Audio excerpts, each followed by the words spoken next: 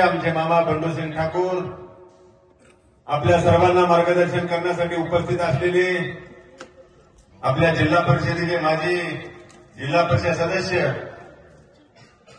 आमचे बालू भैया परदेशी, त्याचबरोबर रंगाजी भुजबळ, शिवशंकरजी धोंडगे, मोहनराव सोरगे, आमचे मामा रावसाहेब पाटील भोपाळे, गजानन मोरे, दिनेश मोठे, कैलास पाटील, महेश अण्णा औलवार, भोजाजीराव गोरे, तिरुपती भोरबाण, किशोरसिंग चंदेल, मनोहरराव गाडेकर, शिवाजीराव वाकडे, पप्पू भगिले, जयपाल भगिले, प्रल्हाद भोरबाण, त्याचबरोबर व्यासपीठावरील सर्व सन्माननीय उपस्थित बंधू आणि भगिनींनो, आमचे पांगऱ्याचे सरपंच चंद्रकांत भोरबाण, सकारामजी आणि उपस्थित सर्व गावकरी बंधूंनो, खरं तर मला भैया कलंबर हे काही माझं गाव आहे असं मला वाटते. मला आठवते की गेल्या 5 वर्षाच्या काळामध्ये कलंबरच्या पासून 5 वर्षामध्ये किमान 100 वेळा कलंबरला येणारा एकनाथ पवार लक्षात ठेवा, 100 वेळा. आणि जो माणूस निवडणुका आल्या की मग कलंबरकरांची आठवण येते, मग सर आठवतो, मग कार्यकर्ता आठवतो.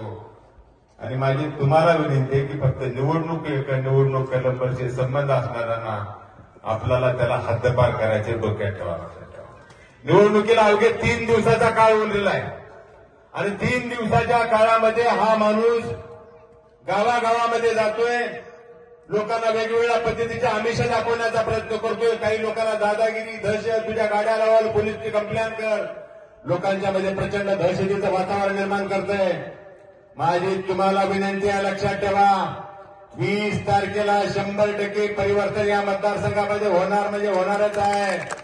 आणि 20 तारखेच्या माध्यमातून आपल्याला ज्या माणसाने 25 वर्ष या मतदारसंघाचं नेतृत्व केलं म्हणतोय, परंतु या मतदारसंघामध्ये 25 वर्षामध्ये खोट्या आश्वासनाशिवाय आपल्या सगळ्यांना काही दिलं नाही, हे आपल्या डोळ्यासमोरचा इतिहास आहे, लक्षात ठेवा.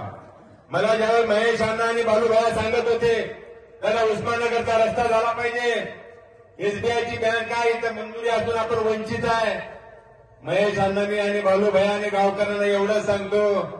आणि ह्या गोष्टी तर आधी झाल्या पाहिजे होत्या.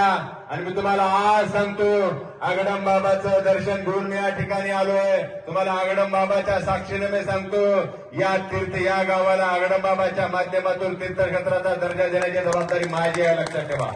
आणि आज बाबाच्या आशीर्वादाने मी तुम्हाला एवढं सांगतोय, या ठिकाणची जी एसबीआय असेल, उस्माननगर आणि या ठिकाणचा रस्ता आहे, हे रस्ता देण्याची जबाबदारी माझी आहे, लक्षात ठेवा. आणि मी तुम्हाला आज अभिवचन देतो. दुसरी सगळ्यात महत्वाची गोष्ट, आज ज्या पद्धतीने दोघं बहीण भाऊ लढतायत आणि तो माणूस गावामध्ये कलंबरला येऊन गेला की नाही माहित नाही. भैया नवरा झाला का कलंबरला? कारखान्यावर घेतले की कारखान्यावर कार्यक्रम घेतला. हा कारखाना कधी होता? कलंबरकरांनी माझी विनंती, तुमच्या घरामधला तुम्ही किती जण कारखान्यात होते हात वर करा. एवढे कारखान्यात होते? मला खरं सांगा, कारखाना बंद पडला तेव्हा कारखान्याचा चेअरमन कोण होता? बंद पडला, बंद चिखलकर का चिखलीकर? चिखलकर, हा चिखलकर. मला त्या नाव आठवल्यासारखं वाटत नाही. चिखलकर होता. या चिखलकरने हा कारखान्याची वाट लावली आणि काल कारखान्यामध्ये नाटक करणे, हा नाटक करायला 1 नंबरचा माणूस आहे, लक्षात ठेवा. आता फसू नका नाटकाला. त्यांनी काल सांगितले की मी कारखाना चालू करतोय. मला एकच गोष्ट लक्षात ठेवा, आज मी व्यासपीठावर बोलतोय, माझं वचन, माझं बोलणं तुम्ही रेकॉर्ड करा. हे निवडणुकीला दिलेलं गाजर आहे, लक्षात ठेवा. हे लबाडाचं आवतन आहे. असल्या लबाडाच्या आवतनाला फसू नका. मी तुम्हाला आज सांगतो, मी गेले 5 वर्ष जेव्हा मतदारसंघामध्ये फिरतोय, बालूभाया साक्षीदार आहेत. आमचं दुर्दैव होतं, माझ्या निवडणुकीचा नारळ फोडण्याच्या आधी कलंबरच्या कारखान्याचा पहिला गळीत हंगाम करण्याचं भाग्य आम्हाला मिळालं असतं. परंतु मामा रावसाहेब, चिंता करू नका.